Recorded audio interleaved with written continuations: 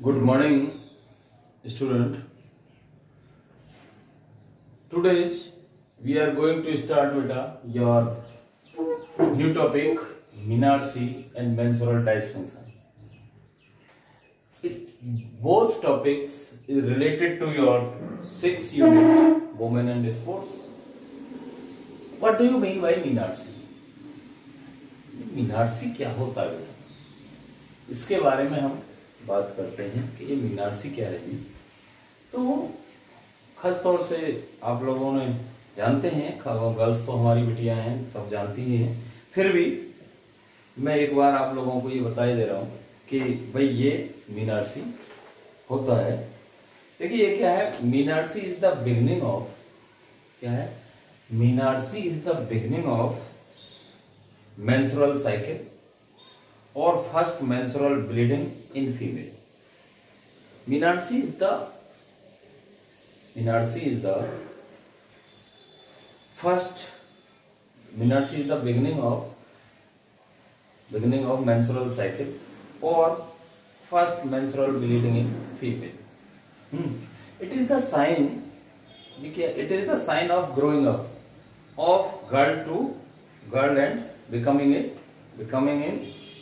a woman.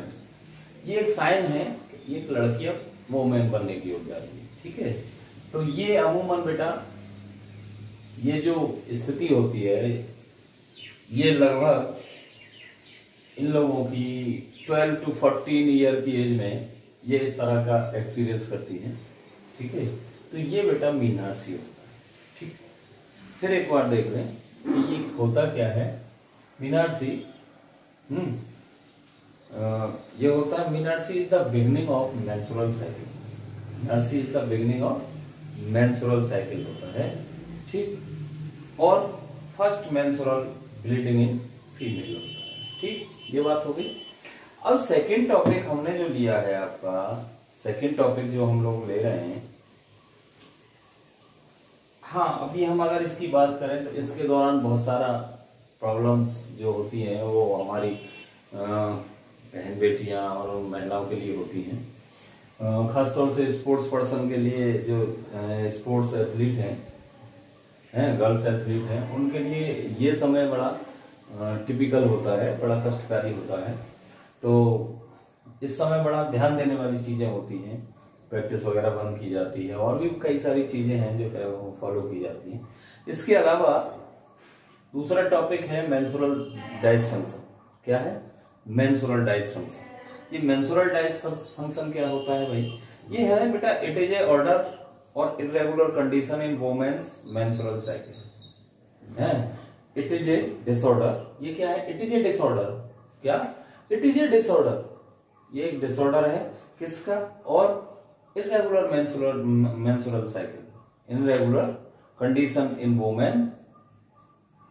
It is a disorder or irregular condition in women's menstrual cycle. जो women's menstrual cycle होता है उसकी irregular condition होती है, अनियमित होती है, कभी पहले तो कभी कई दिन बाद तक ये conditions होती हैं। Menstrual dysfunction can be defined as abnormal bleeding in absence of intracavity. Most of the menstrual cycle occurs after every 22 to 35 days. ज्यादातर 22 to 35 डेज के बीच हो जाता है। Normal menstrual flow last up to 3 to 7 days, वो 3 to 7 days के आसपास होता है। The amount of bleeding varies. Some have less bleeding, whereas some women have heavy and prolonged bleeding. कुछ में कम होता है ब्लीडिंग, कुछ में ज्यादा होता है, ठीक है बेटा। तो ये दो चीजें हैं, ये मेंस्ट्रुअल डायसफंक्शन, ठीक है, मेंस्ट्रुअल डायसफंक्शन और एक menarche। ये दो आप लोगों के, हालांकि ये जो है menarche आपके सिलेबस में नहीं है 2021 के, है ना, 2021 के सिलेबस में नहीं है। मैंने वैसे ही आपको एक्सप्लेन कर दिया है जिससे कि आप ये ना कहें। हाँ ये आपके जो हमारा थर्ड टॉपिक है, psychological and sociological factor to increase women participation women participation, ये हमारा बेटा है, आपके सिलेबस में है। देखिए, what are the psychologically and sociologically factors to increase women participation, है to increase women participation in sports, in sports. वो कौन कौन से फंक्शन हैं, वो कौन से साइकोलॉजिकली यानी मनोवैज्ञानिक और सामाजिक फैक्टर्स हैं जो कि स्पोर्ट्स में वुमेन पार्टिसिपेशन बढ़ा सकते हैं। ठीक, तो there are various factors which are increase the women participation in sports. Some of them are, number 1, equality in society. First of all तो ये है भाई, समाज में जो है हमारे में वो समानता होनी चाहिए बेटा। समाज में क्या होना चाहिए? इक्वालिटी होनी चाहिए, इक्वालिटी इन सोसाइटी। हमारे समाज में समानता होनी चाहिए। हमारे समाज में समानता नहीं होती, हमारे यहाँ डिस्क्रिमिनेशन होता है among the boys and girls, लड़कों और लड़कियों के बीच में डिस्क्रिमिनेशन। और पर करने वाले कौन है? हमारे पेरेंट्स ही हैं, हम लोग ही हैं, समाज के ही लोग हैं जो डिस्क्रिमिनेशन वगैरह करते हैं इनके बीच में। तो सब फर्स्ट ऑफ ऑल तो ये है कि इक्वालिटी होनी चाहिए, है। Our society should accept female as equal as important part of society. Female as equal and important part of society. There should be no discrimination between girl and boy child. तो हमारे जो girl and boy child के बीच में there should be no discrimination, वो discrimination नहीं होना चाहिए। ठीक है, इक्वल राइट मिले। अगर लड़का कहीं क्रिकेट खेलने जा रहा है और तमाम चीजें आप उसके पीछे उसको ट्रेनिंग करा रहे हैं, कोचिंग करा रहे हैं और सब कुछ करा रहे हैं, तो ऐसी कंडीशन में क्या आप उस लड़की के लिए नहीं करा सकते? नहीं कराते हैं। तो यही है बेटा डिस्क्रिमिनेशन। तो यहां हमें क्या करना है कि इक्वालिटी इन सोसाइटी, सोसाइटी में इक्वालिटी होनी चाहिए हमारी। ठीक है, नंबर 2 है, ये नंबर 1 हो गया। नंबर 2 है motivation from parents. Motivation from parents एक फैक्टर ये है हमारा। Parents should be counselled, motivated and encouraged to make girls participation in sports activities। Parents को चाहिए कि वो उनको इनकरेज करें, मोटिवेट करें, जिससे कि वो गर्ल्स जो हमारी बेटी हैं, सिस्टर हैं, वो स्पोर्ट्स में पार्टिसिपेट फ्रीली और फ्री माइंड करें। तो उन्हें इस तरह से मोटिवेट करें, इनकरेज करें। कौन? पेरेंट्स के द्वारा। पेरेंट्स के द्वारा उन्हें इनकरेजमेंट मिलना चाहिए। ठीक, एक बेटा ये है कि रेस्पेक्ट इन सोसाइटी। क्या है? Respect in society. सोसाइटी में फीमेल जो एथलीट होती हैं या फीमेल स्पोर्ट्स वुमेन होती हैं, उन्हें वो सम्मान नहीं मिलता जो एक स्पोर्ट्स मैन को मिलता है। स्पोर्ट्स वुमेन को वो सम्मान नहीं मिलता सोसाइटी में जो स्पोर्ट्स मैन को मिलता है। अगर आप देखें हमारे समाज में 2 मैं आपको आइकन बताऊंगा। एक महेंद्र सिंह धोनी को ले लीजिए। वो कौन है? Former captain of Indian cricket team, है ना? कौन है? ही इज ए लीजेंड, वो लीजेंड भी है। तो लेकिन दूसरी ओर आप मिताली राज को ले लीजिए, अंजुम चोपड़ा को ले लीजिए, ठीक है, हेमलता काला को ले लीजिए, हरमनप्रीत कौर को ले लीजिए, बहुत सारी जो क्रिकेट प्लेयर्स हैं हमारे, उनको ले लीजिए। क्या उनकी पॉपुलैरिटी इतनी है?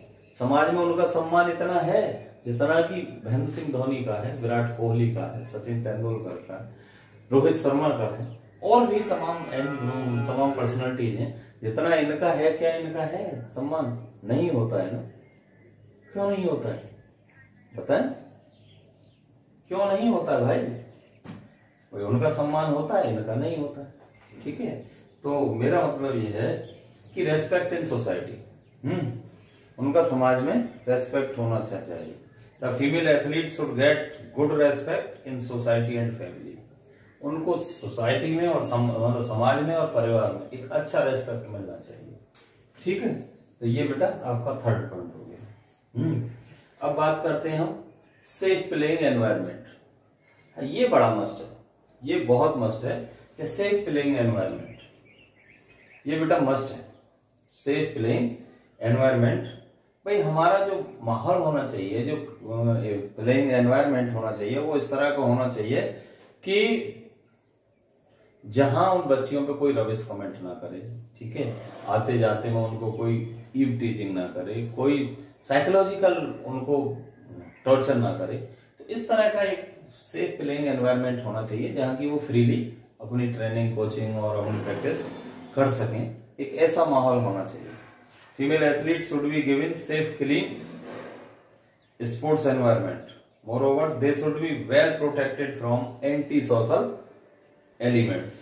Anti social elements, anti social जानते हैं, असामाजिक जो तत्व होते हैं उनसे उनको वेल प्रोटेक्शन मिलना चाहिए। और असामाजिक तत्व मैंने अभी आपको क्या कहा है, अगर हमारी कोई फीमेल एथलीट जा रही है उस पर कमेंट पास कर देंगे, रबिश कमेंट होते हैं, ईव टीचिंग करते हैं, और कई बार उनके साइकिल या स्कूटी के आगे पीछे इधर उधर से उधर घूमते रहते हैं। तो ये सारा का सारा एक वेल प्रोटेक्टेड है एनवायरनमेंट होना चाहिए बेटा।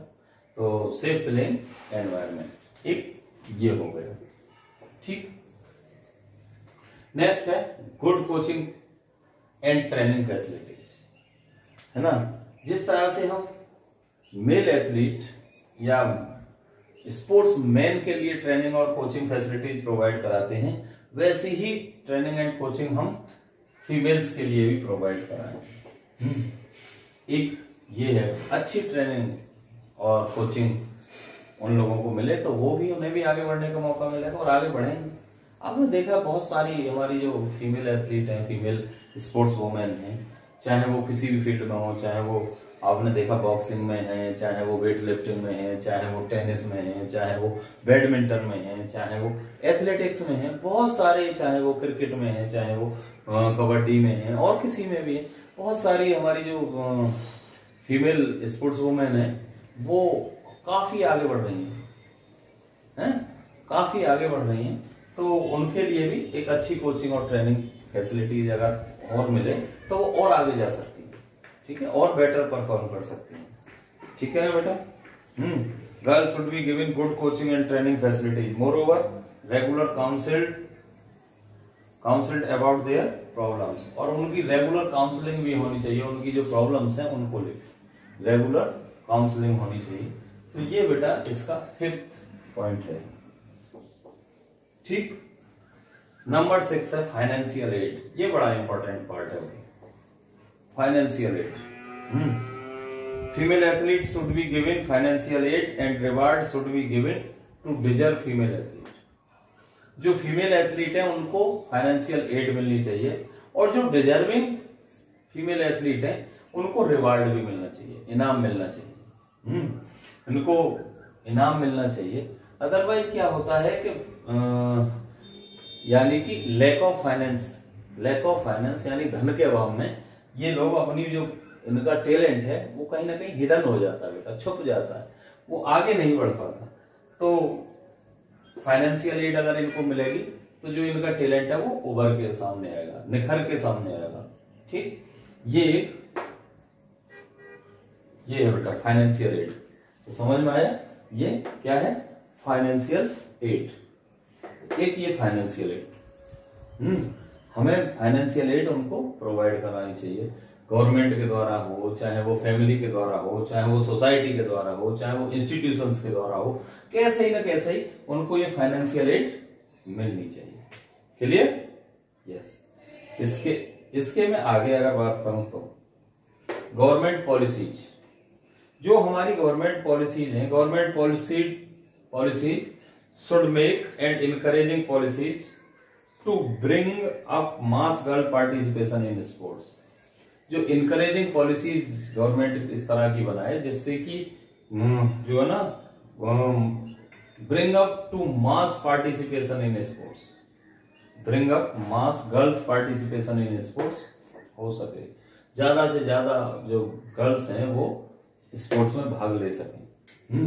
इस तरह की पॉलिसीज होनी चाहिए, और पॉलिसीज हैं भी, गवर्नमेंट ने कुछ पॉलिसीज फीमेल एथलीट के लिए बनाई भी हैं, लेकिन उनका बेटा इम्प्लीमेंटेशन प्रॉपर प्रॉपर तरीके से नहीं हो रहा है, सही ढंग से उनका इम्प्लीमेंटेशन नहीं हो रहा है, और उनको जो है ना हर जगह कहीं ना कहीं बजाय मोटिवेशन के डिमोटिवेट किया जाता है, डिमोरलाइज किया जाता है, डिमोटिवेट किया जाता है, और वो इसी वजह से कि उनका जो पार्टिसिपेशन है स्पोर्ट्स में वो लेस है।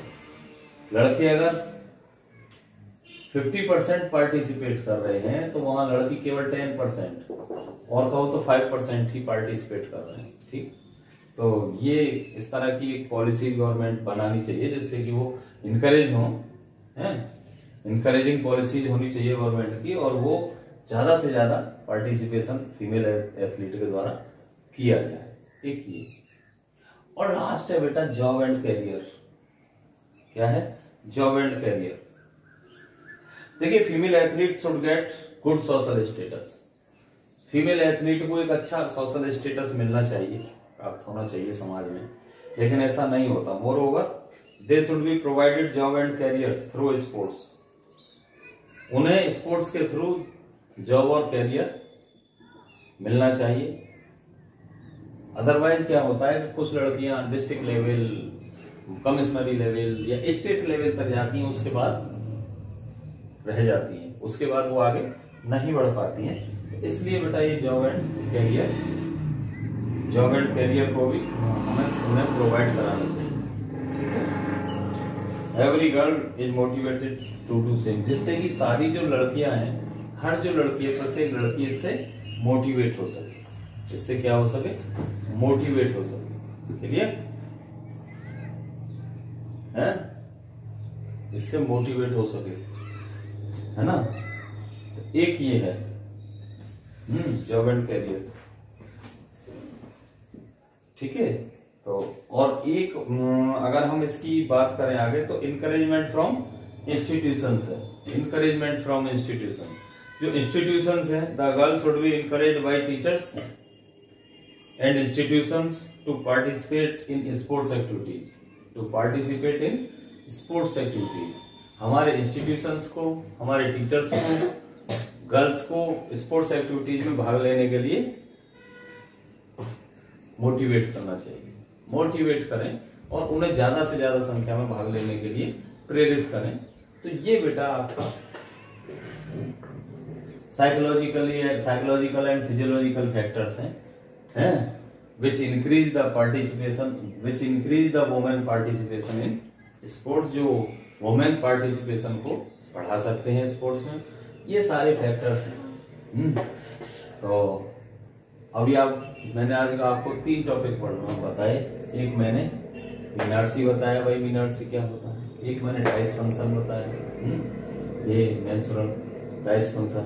एक मैंने ये साइकोलॉजिकल एंड सोशियोलॉजिकल फैक्टर्स बताए। एक बार फिर देख लें इसको, मैं फिर बता दे रहा हूं। एक तो ये है, फर्स्ट फैक्टर है इक्वालिटी इन सोसाइटी। भाई अगर सोसाइटी में आप इक्वालिटी रखेंगे, there is no discrimination among boys and girls, लड़कियों और लड़कों के बीच में अगर कोई डिस्क्रिमिनेशन नहीं है, और उन्हें भी सेम अपॉर्चुनिटी प्रोवाइड कराएंगे जो बॉयज को करा रहे हैं, तब ये पार्टिसिपेशन बढ़ जाएगा। ठीक, एक तो ये। सेकेंड है मोटिवेशन फ्रॉम पेरेंट्स। देखिए, motivation from parents, parents should be counselled, motivated and encourage to make girl participate in sports activities. अगर हमारे पेरेंट्स हमें मोटिवेट कर रहे हैं, इनकरेज कर रहे हैं, हमारी काउंसलिंग कर रहे हैं, हम अपनी बेटियों की काउंसलिंग कर रहे हैं, तो उनका जो स्पोर्ट्स पार्टिसिपेशन है वो बढ़ जाएगा। ठीक है, स्पोर्ट्स पार्टिसिपेशन बढ़ जाएगा। थर्ड है रेस्पेक्ट इन सोसाइटी। थर्ड क्या है?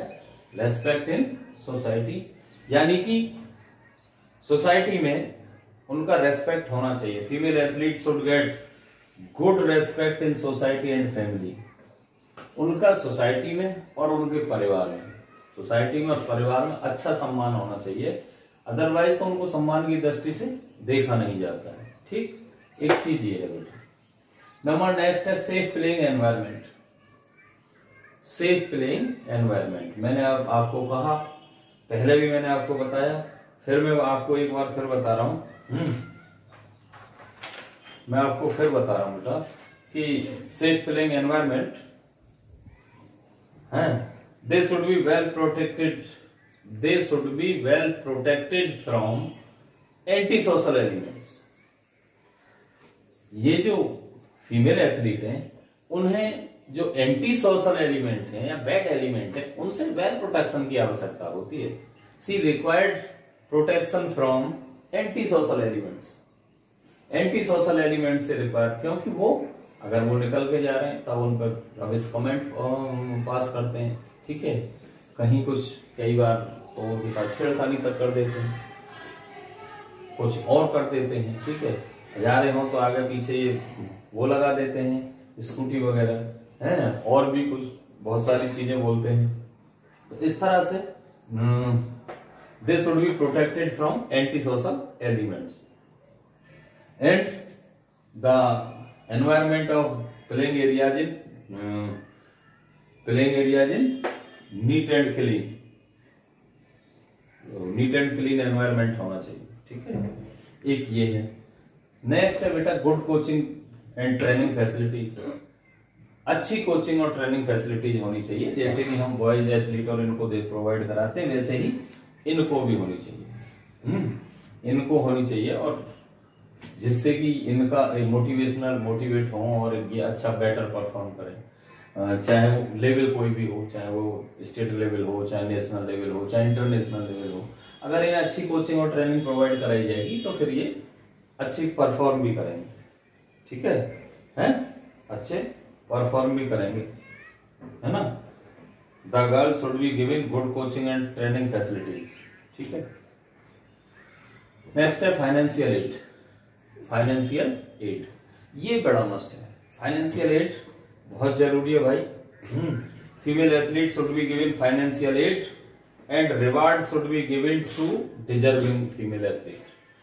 जो डिजर्विंग फीमेल एथलीट है उनको इनाम मिलना चाहिए और इनको सबको फाइनेंशियल एड मिलनी चाहिए। फाइनेंशियल एड नहीं है, कई बार लैक ऑफ फाइनेंशियल एड की वजह से ही जो टैलेंट है वो हिडन हो जाता है, छुप जाता है कहीं ना कहीं, तो वो टैलेंट जो निखर के आना चाहिए वो नहीं आ पाता है और वहीं रह जाता है। नेक्स्ट है बेटा गवर्नमेंट पॉलिसीज। गवर्नमेंट पॉलिसीज इस तरह की होनी चाहिए, वो इस तरह से इनकरेजिंग पॉलिसीज होनी चाहिए जिससे कि फीमेल पार्टिसिपेशन बढ़ सके, है ना। Mass girls participation increases in sports, ठीक है, स्पोर्ट्स एक्टिविटीज वो हो सके। और लास्ट है job and career.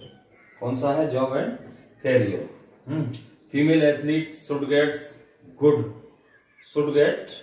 Good social status.